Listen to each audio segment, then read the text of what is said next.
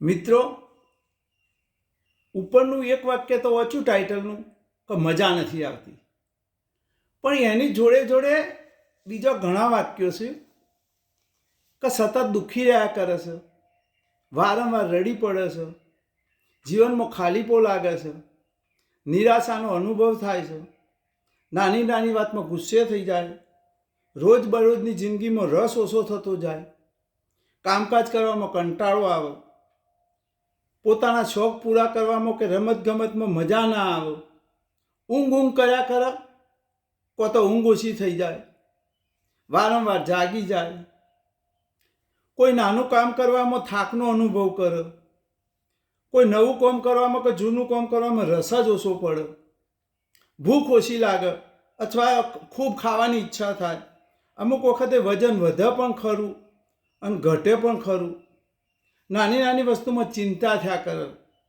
મન અશાંત રહ્યા કરે, વિચાર શક્તિ ધીમી થઈ જાય, પોતાની બોડી મૂવમેન્ટ ઓછી થઈ જાય, એક બાજુ ટૂંટી વાળીને પડ્યો રહે, પોતાની જાતને એમ નકામું ગણે કે હું તો કશા કોમનો નહીં એમ કહે. પછી જૂનું ભૂતકાળમાં કંઈક બન્યું હોય ખોટું તો એના વિશે જરા ખોટું લાગણી અનુભવે કે મેં આ ખોટું કર્યું, આમ કર્યું.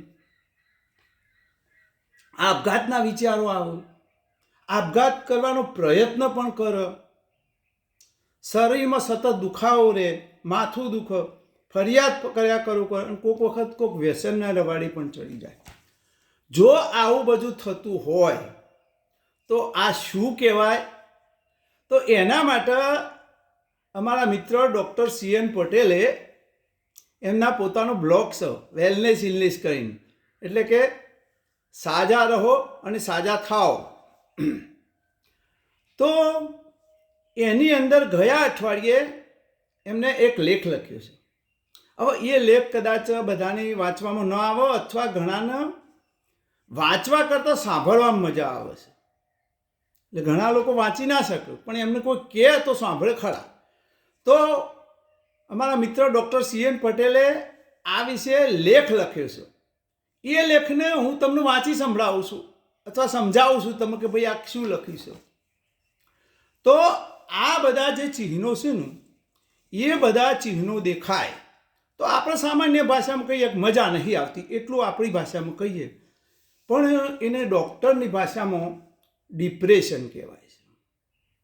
હવે આપણા સમાજમાં એક માન્યતા એવી ઊભી થઈ ગઈ, ખ્યાલ નહીં કોને ઊભી કરી કેમ થઈ, કે ડિપ્રેશન નામ સાંભળો એટલે બહુ મોટું આમ જાણે રોગ થઈ ગયો હોય ને એના પ્રત્યે લોક જણા આમ દૂર રહે કે જણા આમ તો માનસિક બીમારી થઈ જશે અથવા એનાથી એના જણા અણગમો દાખવું, એવી વૃત્તિ સમાજમાં ફેલાઈ ગઈ છે.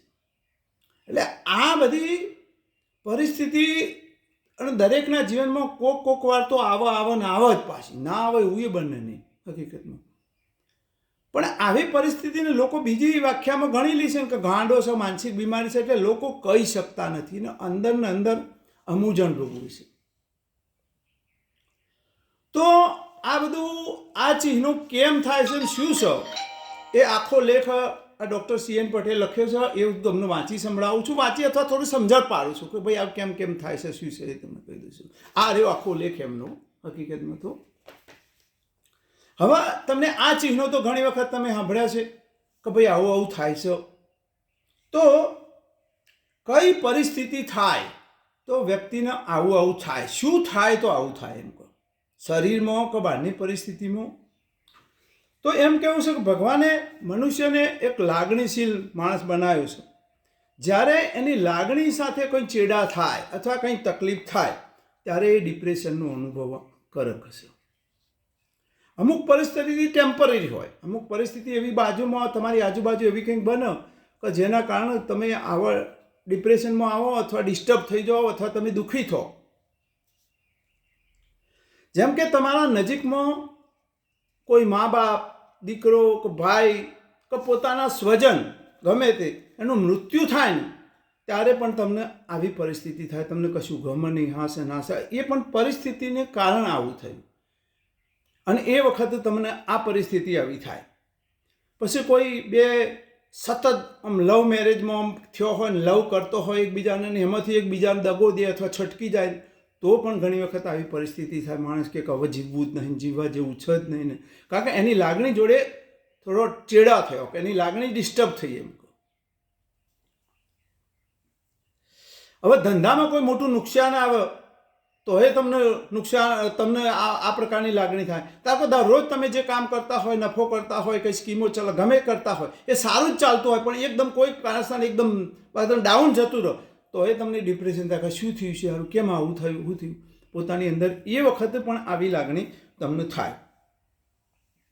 તમારી જોડે બધું હોવા છતાં જ્યારે તમે કંઈ જ ના કરી શકો, તમને ડિપ્રેશનનો અનુભવ થાય.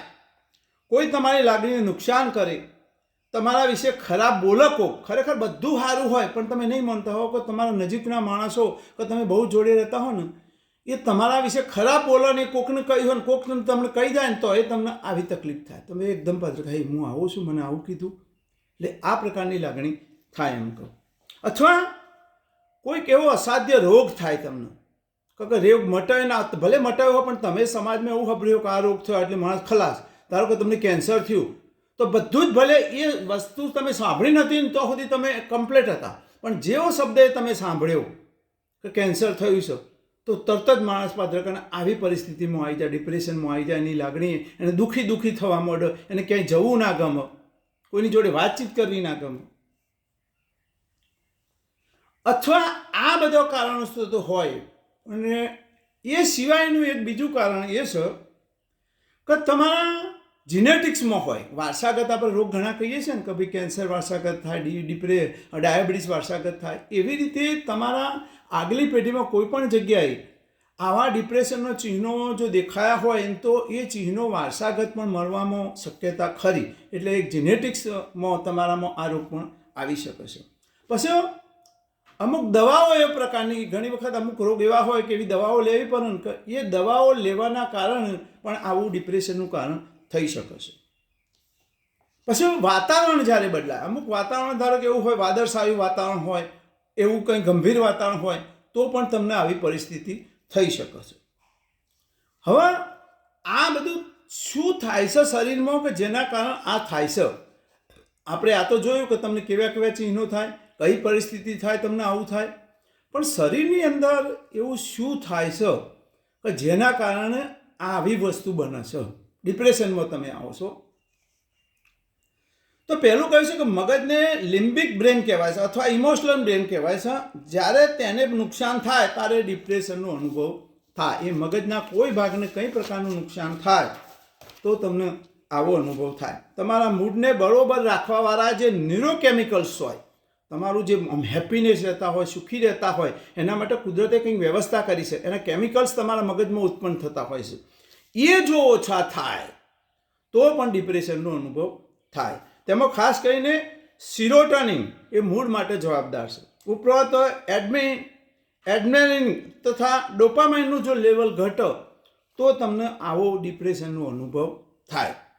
પણ આની સાથે હું એક બીજી વાત ઉમેરું, આ એક મારા અનુભવની વાત છે કે ભાઈ આ લેવલ ઘટ્યું ત્યારે તો ડિપ્રેશનનો અનુભવ થાય, પણ એ લેવલ ઘટ્યું છે કેમ? એનું એક કારણ મારા જીવનમાં બન્યું છે. તમને કહું કે એ મગજના જે ચેતાતંત્રના કોષો છે ને એને મેન્ટેન્સ કરવાનું જે કામ કરે છે ને એ વિટામિન B12 છે. જો વિટામિન B12 ઘટે તો એ ચેતાતંત્ર ઉપર અસર થાય, ને ચેતાતંત્ર ઉપર અસર થાય તો આ બધા કેમિકલ્સો બધા ઓછા થવા, એના કારણે ડિપ્રેશન હોઈ શકે. મને તો આવું થયું હતું. એટલે પહેલું કામ તો જેને કંઈક આવી તકલીફ હોય ને એની B12ની તપાસ કરાવી, કમ્પ્લીટ હોય તો બરોબર. આના સિવાય બીજા કારણો પણ હોઈ શકે, પણ આ પણ કારણ હોઈ શકે અને મેં જાતે અનુભવેલું છે આજથી 12 વર્ષ પહેલો 2012ની સાલમાં, અને એની ટ્રીટમેન્ટ મેં કરાવેલી. તો આ પણ એક કરાવી લેવા જેવું છે. હવે ડિપ્રેશનની સારવાર, આ બધું થયું હોય તો એની સારવાર શું કરવી?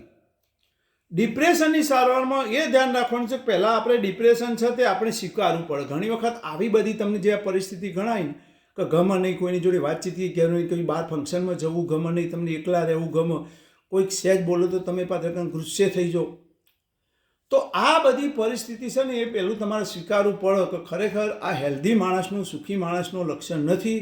તો કંઈક તો મારામાં ગડબડ થઈ છે, એ પહેલું તમારે સ્વીકારવું પડે. પહેલું તો કે મને એ તો કહું કે આપણે દુઃખી થયા છે એટલું સ્વીકારવું પડે કે આ ડૉક્ટરની ભાષામાં કંઈક ભાઈને ડિપ્રેશન છે અથવા મને કંઈક આવી તકલીફ છે. તમે જો સ્વીકારશો ને તો જ તમે સારવાર કરશો. પહેલું તમે એનો સ્વીકાર જ નહીં કરો કે ના ના ના આવું કશું હોય જ નહીં, આ તો સદ નહીં ને, તો તમે એની સારવાર નહીં કરો ને તમે વહેલા એની અંદર ઊંડા ઉતરતા જશો. તો પહેલું તો તમારે સ્વીકારવું પડે. લોકો સ્વીકારતા નથી અને કારણે આગળ જતો પછી પ્રોબ્લેમ થાય છે. આપણને ડાયાબિટીસ થયો તો તરત સ્વીકારી લે છે, કારણ કે અમુક રોગ એવા છે ને કે જે સમાજ સ્વીકારે છે એને કહેવામાં આપણને કોઈ સંકોચ થતો નથી, પણ અમુક વસ્તુ એવી છે એને કહેવામાં આપણને સંકોચ થાય છે. અમુક કેમિકલના ફેરફારને કારણે થાય છે. તે કેમિકલને ઠીક કરી દો તો માનસિક રોગ પણ ઠીક થઈ જાય. એ કેમિકલ જે બગડ્યા છે તમારા મગજની અંદર એને ઠીક કરશો તો આ રોગ પણ ઠીક થઈ જશે. ગમે તેવો મહાન માણસ હોય કે સેલિબ્રિટી હોય તેને પણ ડિપ્રેશન થઈ શકે છે. ડિપ્રેશન મને પણ થાય અને તમને પણ થાય. કોઈ પણ રોગનો આપણે સ્વીકાર કરીએ તો તેની સારવાર તરફ આપણે ધ્યાન આપીએ છીએ. લોકો સ્વીકારતા નથી. એનું કારણ એ છે કે તેઓના સમાન ઉપર ઘા થાય છે કે મને આવું થતું છે. દરેકને થાય. પહેલું તો આ તમને ખબર નથી કે મને એકલાને જ આવું થયું છે. ના, દરેકને મોટાનું થયું હોય, પણ એ તમને ખબર નથી કે આને થયું છે એવું. એટલા માટે તમને એમ થાય કે કોઈને થતું નથી મને થયું. દરેકને થાય. એટલે પહેલું આ સ્વીકારી લો. બીજું, જ્યારે પણ ડિપ્રેશનના દર્દીને ડિપ્રેશનના લક્ષણો દેખાય ત્યારે એને કોઈ દિવસ ઉતારી ના પાડો. આપણે ઘણી વખત શું છે કે આજુબાજુના ફેમિલી માણસો જ્યારે આવું કોઈની તકલીફ થાય ને કે તને આવું વારે ઘડી કેમ થઈ જાય છે, ઓમ થાય છે, ને તું એને ઉતારી ના પાડશો મહેરબાની કરીને. તું કામમાં રસ લે આમ કર, પણ એને કંઈ તકલીફ છે માટે રસ નથી લેતો. તો એને મહેરબાની કરીને બીજા ફેમિલી મેમ્બરે આ ધ્યાન રાખવાનું છે કે એને ઉતારી ના પાડો. તું બેકાટ કરે છે, તું મરશે ને આવો નામર્દ થઈ જશે ને આવા બધા વાક્યો એને ના બોલો. ડિપ્રેશનમાં દર્દીને વાતને બરોબર, એની વાતની બરોબર તો પહેલાં તમે સાંભળો. એને શું કહેવું થાય છે, શું થાય છે. એની જોડે એક તો પ્રેમપૂર્વક વર્તન કરો. તેની પરિસ્થિતિમાંથી બહાર કાઢવા માટે શક્ય તેટલી એની મદદ કરો. તેને માનસિક રોગના ડૉક્ટર જોડે લઈ જાઓ. તમે એકલો કદાચ ના જાય તો તમે જાતે એને લઈ જાઓ. કારણ કે એ સમાજના બીકે નથી જઈ શકતો કે એ આને કંઈ મગજની તકલીફ થઈ એમ કહો. શરીરને તકલીફ થાય તો બ્રેન એક જાતનો અવયવ જ છે, કેમ ના થાય. તો એની પણ સારવાર હોઈ શકે ને એની સારવાર કરવા માટે જે તે નિષ્ણાત જોડે જવું જોઈએ એમ કહું. હવે ડિપ્રેશનમાં સારવાર નીચે મુજબની પદ્ધતિ છે.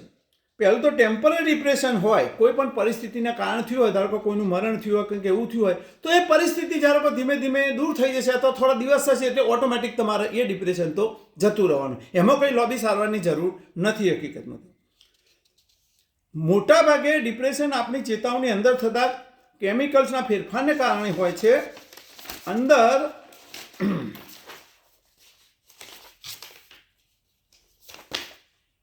વ્યક્તિ દુઃખી થયા કરશે. પછી હા ઉભા રહો.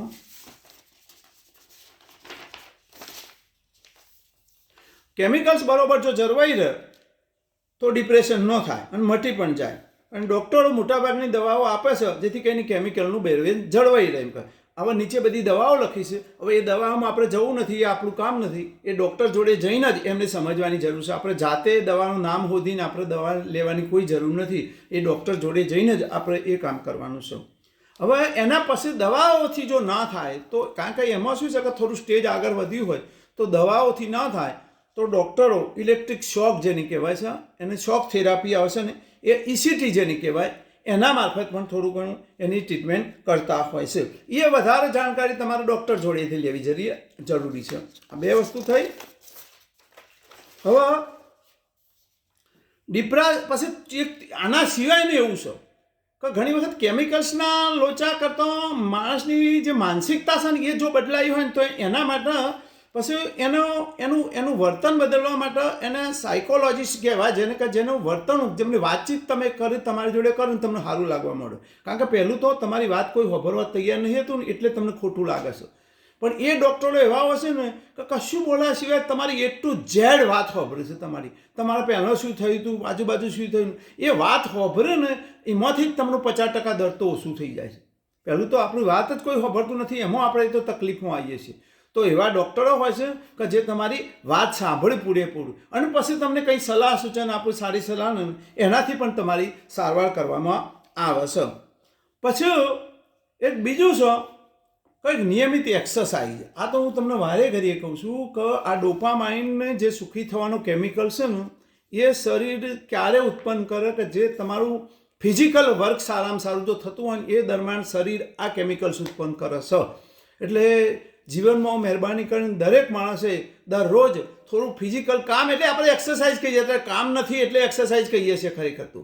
નહીંતર જો કામ હોય ને આવું ફિઝિકલ કે ગોડવાનું કે ખેતરમાં કંઈ કામ કરવાનું તો એક્સરસાઇઝની કોઈ જરૂર જ નથી હકીકતમાં તો.